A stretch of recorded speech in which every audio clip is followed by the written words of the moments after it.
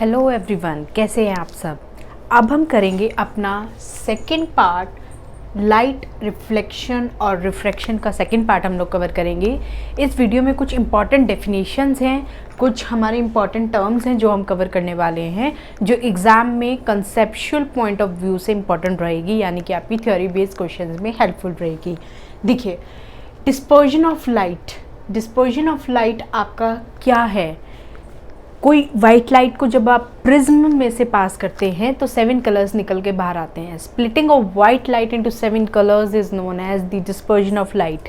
ठीक है, 7 कलर्स कौन से हैं? ये VIBGYOR, violet, indigo, blue, green, yellow, orange, red, ये आपके सारे विबग्योर के कलर्स हैं। ठीक है, इसमें ये वाला जो आपका फंडा है डिस्पर्जन वाला, ये किसने दिया था? This phenomena is given by Newton, Isaac Newton ने ये फॉर्मूला आपको दिया था।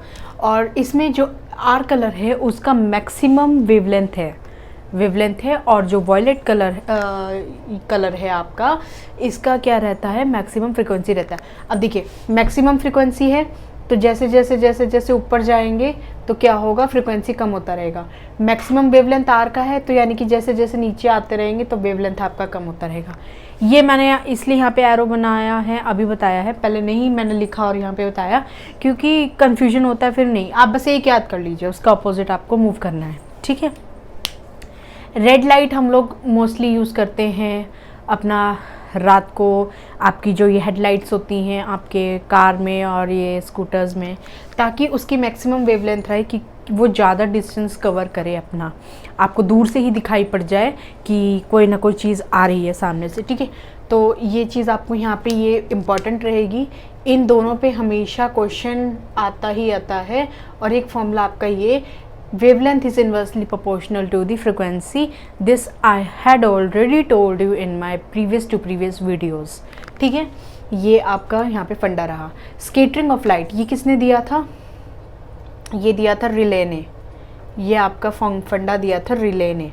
ठीक है, स्केटरिंग ऑफ लाइट, इसमें एक कलर का फैल जाना, बिल्कुल सारे में बिखर जाना। Scattering is inversely proportional to 1/λ की पावर 4। स्कैटरिंग जो है फॉर्मूला वो इन्वर्सली प्रोपोर्शनल है 1/λ की पावर 4। ठीक है, लैम्डा क्या है आपका यहाँ पे? वेवलेंथ, यानी कि स्कैटरिंग इन्वर्सली प्रोपोर्शनल है वेवलेंथ ज़्यादा स्कैटरिंग कम, स्कैटरिंग ज़्यादा वेवलेंथ कम। ठीक है, ये याद रखिएगा। तो जिसकी वेवलेंथ ज़्यादा होगी उसकी स्कैटरिंग कम होगी, तो वेवलेंथ ये यहाँ पे डिपेंड करेगा। अब जैसे वेवलेंथ कम स्कैटरिंग मोर, वो मैं आपको बता चुकी हूँ। वेवलेंथ ज़्यादा स्कैटरिंग, वेवलेंथ ज़्यादा, ठीक है, स्कैटरिंग कम, और ये इन्वर्सली प्रोपोर्शनल आपका वर्क करेगा। सनराइज़ और सनसेट के टाइम में आपका जो मैक्सिमम कलर है, रेड कलर आपका जो है सारे में फैल जाता है due to the maximum wavelength आपका रेड कलर आपका है सारे में फैल जाता है। और स्काई का ब्लू कलर आपका ब्लू रहता है ऑल द टाइम। आप मैक्सिमम टाइम देखते हैं दिन के टाइम में आपका स्काई का कलर ब्लू रहता है, क्योंकि ये वाला फंडा जो है आपका यहाँ तक ही वर्क करेगा। ये इन चीज़ों पे, ये 2 कलर्स पे यहाँ पे फंडा वर्क नहीं करता। तो स्काई का कलर आपका ब्लू है, तो मैक्सिमम आपका जो यहाँ पे स्कैटरिंग कलर हुआ, क्योंकि इसकी वेवलेंथ क्या होगी? कम होगी। और यहाँ पे स्कैटरिंग होगा, तो वो चीज़ आपको ये फंडा यहाँ पे याद रखना है। स्काई का कलर ब्लू क्यों होगा? ठीक है, और आपका सनराइज़ और सनसेट के टाइम पे कौन सा कलर होता है, ये सब चीज़ें आपको ध्यान रखनी है। स्कैटरिंग का ये वाला फॉर्मूला जो है इंपॉर्टेंट है। Scattering is inversely proportional to 1/λ की पावर 4। ठीक है, क्रिटिकल एंगल। देखिए, रिफ्रैक्शन में मैंने ये बात की थी, जब हम एक मीडियम से, रिफ्रैक्शन में हमें 2 मीडियम चाहिए, रेयरर और डेंसर। आपकी मर्जी है, आप कहाँ से उसको पहले रखिएगा बाद में रखिएगा, इट्स योर विश। ठीक है, अब देखिए, जब हम डेंसर से, इसमें कंडीशन क्या है? डेंसर से हमने ना एक रे पास की, उसको हमने एंगल आई बोला, इंसिडेंस रे बोला। ठीक है, और वो इस तरह से सेट करके भेजी कि आपका जो रेयरर एंगल है वो 90 डिग्री बना। जो रेयरर एंगल है वो 90 डिग्री बना, मतलब वो यहाँ पे ऐसे स्ट्रेट लाइन बना गया, वो ना तो नॉर्मल की तरफ गया ना नॉर्मल से अवे मूव हुआ, मतलब रेयरर मीडियम में ना जाके उसने स्ट्रेट लाइन बनाया और एंगल जो बनाया वो 90 डिग्री का बनाया है। ठीक है। तो देखिए if angle R is equals to 90, angle R हो गया ये आपका, एंगल आर 90 हो गया, तो एंगल आई को हम क्या बोलेंगे, क्रिटिकल एंगल, क्योंकि एंगल आई को इस तरह से एडजस्ट करके हमने भेजा है, एंगल आई को इस तरह से एडजस्ट करके भेजा है, तभी तो हमारा आर 90 डिग्री हुआ था, यही तो हमारी कंडीशन थी, ठीक है। देखिए तो एंगल आई को हम क्या बोलेंगे, यहाँ पे क्रिटिकल एंगल बोलेंगे। अब देखिए T I R, total internal reflection, fibre optical cables में टी आई आर वर्क करता है, ठीक है। मिराज फॉर्मूला जिसे भ्रम बोलते हैं, राजस्थान वाले एरियाज़ में हमें लगता है कि वहाँ पे पानी है बट पानी नहीं होता, ठीक है। उसके बाद आपका एंडोस्कोपी एग्जांपल है, डायमंड जो स्पार्क करेगा that will also work on the phenomena of the TIR, total internal reflection. कैसे होगा, इसमें क्या रहेगा, इसमें भी हमने दो मीडियम लिया, जहाँ नाम में रिफ्लेक्शन है लेकिन रिफ्रैक्शन वाले दो मीडियम हमें यहाँ चाहिए, मतलब रिफ्रैक्शन ना हो के रिफ्लेक्शन हो जाता है। TIR में होना क्या चाहिए था, रिफ्रैक्शन होना चाहिए था, लेकिन रिफ्रैक्शन ना हो के रिफ्लेक्शन हो जाता है। देखिए हम डेंसर मीडियम से ठीक है गए और हमारा क्या हुआ, अब की बार ना तो रेयर मीडियम में ऊपर नॉर्मल की तरफ गई, ना उससे थोड़ी दूर गई, ना उसने बिल्कुल स्ट्रेट लाइन बनाई, वो तो उसी मीडियम में दोबारा क्या कर गई, रिफ्लेक्ट कर गई, बेंड कर गई, ठीक है। मतलब डेंसर से ही गई थी, डेंसर में ही वापस आ गई, तो हमारा क्या हो गया, यहाँ पे एंगल ऑफ रिफ्लेक्शन इस तरह से सेट हुआ कि हमारा एंगल ऑफ आई की वजह से सेट हुआ, ठीक है। तो एंगल आई हमारा क्या हो गया, क्रिटिकल एंगल से ज़्यादा हो गया।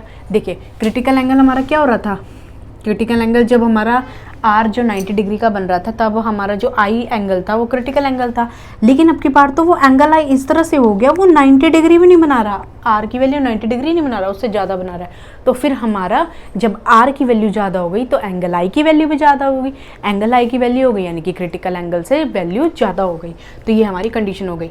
उसके बाद क्रिटिकल एंगल और TIR में मैंने डिफरेंस लिखा है, डेंसर से रेयर जाएगा, ठीक है, और ये आपका क्या जाएगा, डेंसर से रेयर जाएगा, लेकिन भेजते तो हम डेंसर से रेयर ही हैं, लेकिन होता क्या है बाद में वो डेंसर का डेंसर में ही रह जाता है, पूरा वर्क करके फिनोमेना करके वो फाइनली डेंसर में ही आके बैठ जाता है, ठीक है। आर यहाँ पे 90 था तो आई को क्रिटिकल एंगल बोला, और यहाँ पे क्या हो गया, एंगल आई क्रिटिकल एंगल से भी ज़्यादा हो गया, ठीक है। एंडोस्कोपी में TIR फॉर्मूला वर्क करता है, ये सारे डाइजेस्टिव सिस्टम को चेक करने के लिए कि आपके सारे डाइजेस्टिव सिस्टम जो है वो प्रॉपर्ली वर्क कर रहा है या नहीं कर रहा। अगर ये बायो का पार्ट है तो मैं एक बात बता दूँ, डाइजेस्टिव सिस्टम आपका माउथ से स्टार्ट हो जाएगा, उसके बाद माउथ के अंदर जितना भी पोर्शन है आपका, ये जो पोर्शन है नीचे स्टमक तक, ये सारा आपका जो है, ये सारा जितना भी पोर्शन है वो डाइजेस्टिव सिस्टम के अंदर आएगा, जिसमें हर एक पॉइंट आ गया, टंग, टीथ, माउथ और आपका अंदर के जितना भी पोर्शन है, ईसोफेगस वगैरह, स्टमक वगैरह, वो सब आपका डाइजेस्टिव सिस्टम के अंदर आएगा। उसके बाद time taken to reach the sunlight on earth surface, कितना टाइम एक सनलाइट की लाइट को अर्थ सरफेस में पहुंचने पे लगता है, दैट इज़ 8.5 मिनट, ठीक है। तो ये कुछ बेसिक कंसेप्चुअल क्वेश्चन है, क्वेश्चन बहुत सारे हैं, we will do at the end of the videos, but अभी तो हमारे बहुत सारे टॉपिक्स रहते हैं, लेकिन इसमें क्रिटिकल एंगल और TIR बहुत इंपॉर्टेंट है। स्कैटरिंग वाला फंडा किसने दिया, उसका फॉर्मूला क्या है, और डिस्पर्जन ऑफ लाइट में मैक्सिमम वेवलेंथ और मैक्सिमम फ्रिक्वेंसी किसकी होती है, और एंडोस्कोपी हमारा जो है कौन से फिनोमेना पे वर्क करता है। All these important topics are covered under this video. I hope you all like this video, ठीक है। In my next video I will be starting my new chapter, that is the mirror. Thank you so much and have a nice day.